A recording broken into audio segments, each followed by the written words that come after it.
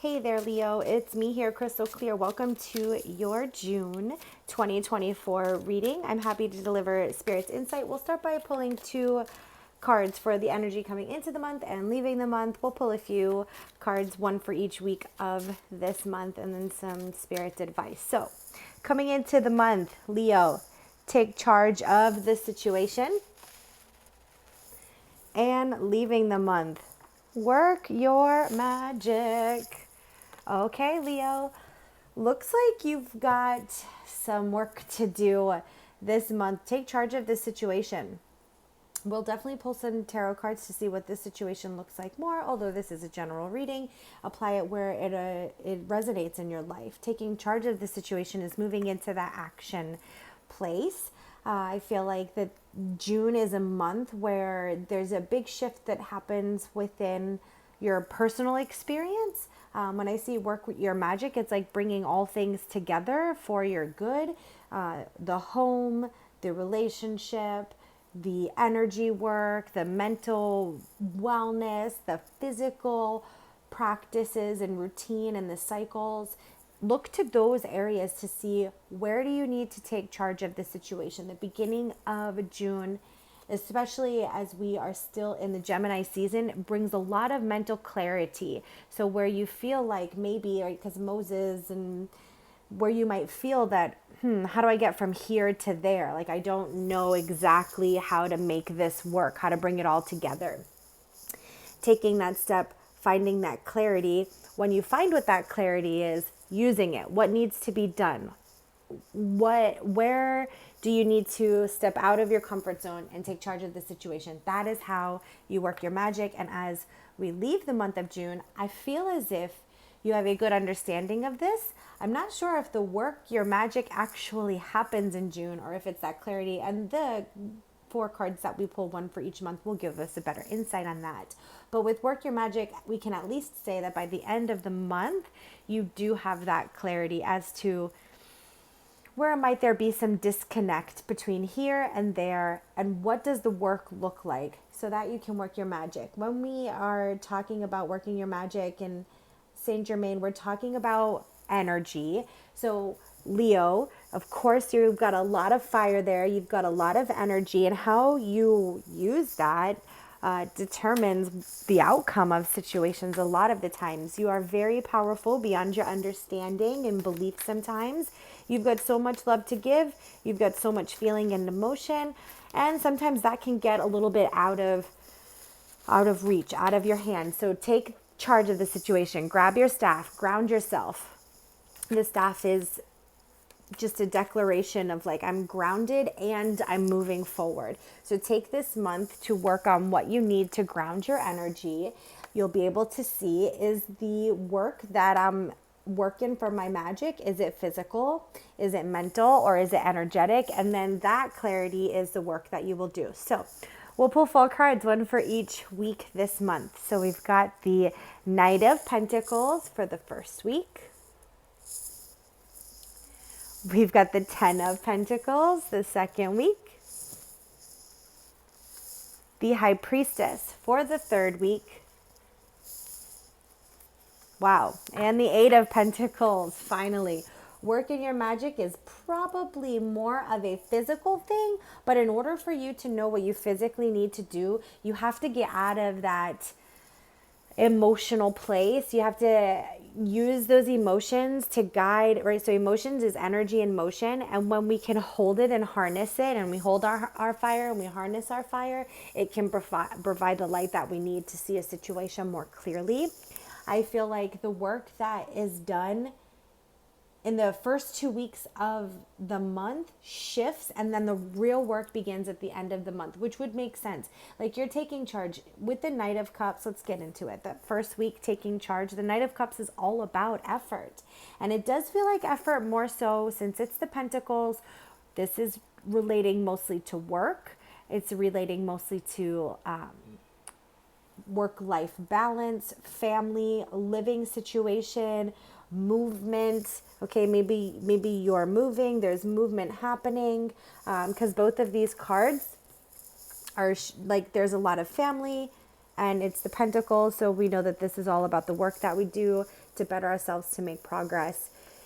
You could be moving jobs if that is something that you've been thinking of, or moving homes if that is what you're thinking of. But there is a movement that happens, as shifts happen. It's like you've been putting in all of this effort, perhaps in the wrong type of direction, or not in the direction where you can continue to grow. Because I feel like in this area where you need to take charge of the situation, things have become kind of stagnant, kind of flat. And your Leo self is like, I'm going to light this fire and maybe burn a bridge. Instead of lighting the fire and burning the bridge, you want to light it so that you can see what you need to do, so that you can move forward from this and do the work that is in alignment with your growth, rather than creating any extra karmic hiccups along the way. So these first 2 weeks, the work is to really take an assessment of the effort that you are making. With every choice you make, or decisions that you make within these first 2 weeks, ask yourself, does this bring me closer to my dreams?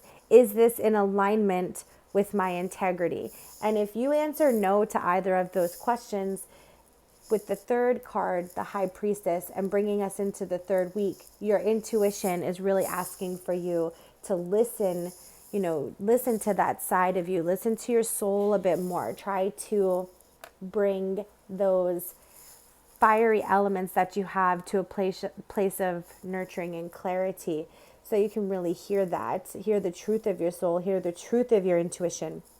And that is when the real work begins. The work prior to the third week is going to be almost like priorities. If I prioritize this regarding my goals and dreams and my integrity and intuition, is this in alignment? Your answer is no. You've got to find a way. The work will be then to find a way to kind of release the effort, or to shift the effort, so that you're not feeding something that is not feeding you and then feeling depleted. And by that third week, this work of pruning or processing and letting go of some things really brings in a deeper clarity, so that then the work that you do, and what I feel will bring us probably through the next month, but I guess we'll see when we do July's reading. I feel as if that work shifts by the end of the month, and either there's a new job that comes in, new promotion that happens, there's a new house on the market, or a new place for you to move to. There's movement that happens that feels more in alignment and integrity with what you're trying to create for your family. And 10 of Pentacles is all about your family. So if you this can be the family that you're brought into, or the family that you are creating or have created.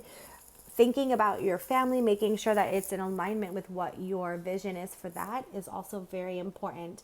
And that 8 of Pentacles indicates that the work towards the end of the month feels more effective, more accomplished than maybe at the beginning of the month. You might find that some of the efforts that you thought was really meaningful or is what you needed, those kind of shift and change at the beginning of the month. So some changes to the effort that is made at the beginning of the month, but some real, working of the magic towards the end. So for our Spirit's advice, focus. Absolutely focus. So when we're talking about focus, we're looking specifically at those areas, and in those ways is what I'm doing working. To really take an honest look at the beginning of the month. Where is your focus? And is this where you want your focus to be? Is this where your focus can flourish? Can you flourish with this focus? And that focus is what shifts. Spirit's like, don't be afraid of the focus shifting. That can sometimes keep us in these loops that may not necessarily lead us anywhere. So it's important to really, I like this, like her focus is incubating, or this person's focus is incubating. It's being nurtured, nourished, gestation period. So allow for June to be the month where your focus reshifts. I love that. It shifts with your worthiness. We were talking about those priorities. When we talk about priorities, if they're not in alignment with your worth, with your integrity, they're going to deplete your experience, they're going to deplete your energy, they're going to deplete your worth, and then you're going to find yourself in this loop, and the effort that you're making is to try to prove yourself in a situation where maybe this isn't really aligning with what you want. Maybe there's a little bit more than what you want, and this is okay for now, but it's not where you want to be moving forward. And so receiving your worthiness is like, if I do more in alignment and my focus with my integrity and my intention and my priorities, then that allows me to receive more in alignment with my integrity and my priorities. And so then you feel like you're being valued and you feel like your worth is being matched.